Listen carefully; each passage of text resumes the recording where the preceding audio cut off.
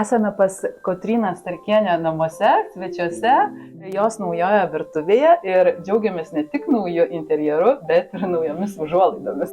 Kodėl tu rinkaisi raštuotas užuolaidas, o ne vienspalvės? Su manim turbūt vienspalviai tonai nesiderina. Aš jau jeigu tik tais turiu galimybę ir galiu rinktis, tai pas mane bus būtinai spalvota, raštuota. Aš netgi šį kartą virtuvės visam interjere specialiai išlaikiau, kad sienos būtų šviesios arba žalios spintelės, kad nebūtų raštų tam, kad galėtų atsirasti spalvotos užuolaidos. Užuolaidos buvo toks kaip ir vienas iš pagrindinių dekoro elementų, kuriuo tu galėtumai džiaugtis kiekvieną dieną. Kai pradėjome rinktis užuolaidas, tai buvo 3 raštų pasirinkimai. Man visos 3 tikrai medžiagos labai patiko. Šios man priminė tokius atostogas vasaros pas močiutę kaime, gervuogės, šakelės.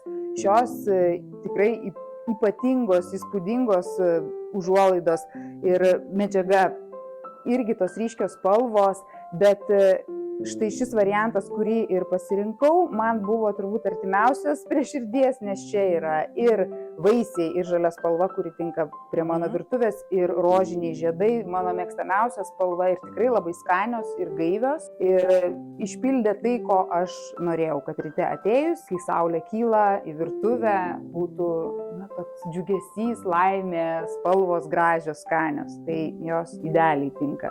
Aš manau, kad tu pasirinkai tikrai labai gerai, nes šis raštas yra pats moderniausias, jis toks labiausiai šiuolaikiškas.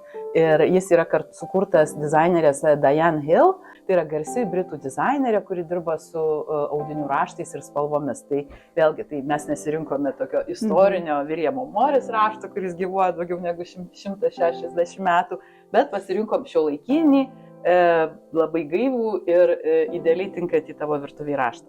Audinių grožis yra grožis, bet tavo virtuvė mes tikrai turėjom techninių iššūkių ir išpildėme tavo kaprizą, nors tai buvo, atrodė, kad neįmanoma.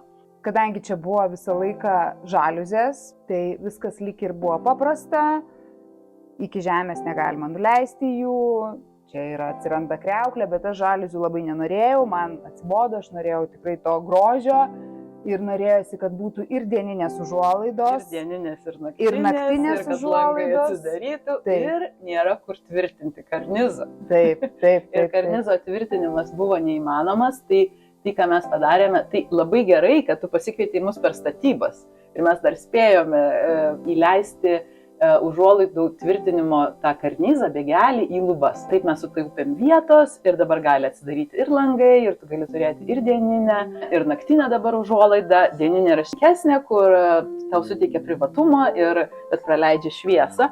Ir taip pat mes padalinome tas dieninės užuolaidas į kelias dalis, kad tau lengva būtų prieiti prie lango. Ir taip pat dar čia toks reiškia tau triukas, kad kai plauni indus, kad matyčiau, kada vyras grįžta namo. Kotrynos užuolaidas mes papuošėm dekoratyvę juostą, nes tu norėjai daugiau kažkokios tai ryškios spalvos. Tau labai patiko visokie kutukai, bimbuliukai, bet mes kažkaip tai pasitarėm ir kad gal kutukai nebūtų labai tokie praktiški virtuvėje ir pasirinkom tokią dekoratyvę, labai gražią juostą.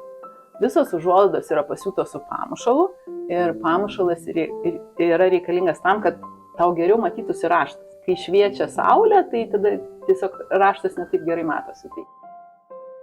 Taigi šį raštą perkeliam ne tik tais ant lango, bet ir į tavo stebuklingą ūkio dalį. Taip, mano, kaip aš sakau, mano tokį mėgstamiausią kambariuką. Aš labai norėjau bute turėti irgi sandėliuką, tai tam atsirado vietos ir man tikrai sandėliukas nėra ta vieta, kur viską tiesiog sumetai, uždarė ir nematai. Man jis turi būti irgi gražus. Dėl to aš labai norėjau irgi, kad būtų tokie patys tapetai kaip užuolaidos. Nėra baigta, bet dabar tai yra toks vienas jaukiausių kambariukų. Taip, čia tavo jaukiausias ir gražiausias kambarėlis. Čia tokia britiška tradicija, kad anglai garsėja to savo dekoravimo būdų ir dažniausiai spausdina tą raštą, nes raštas yra kaip vertybė, jį galima perkelti ir ant tapeto, ir ant audinių.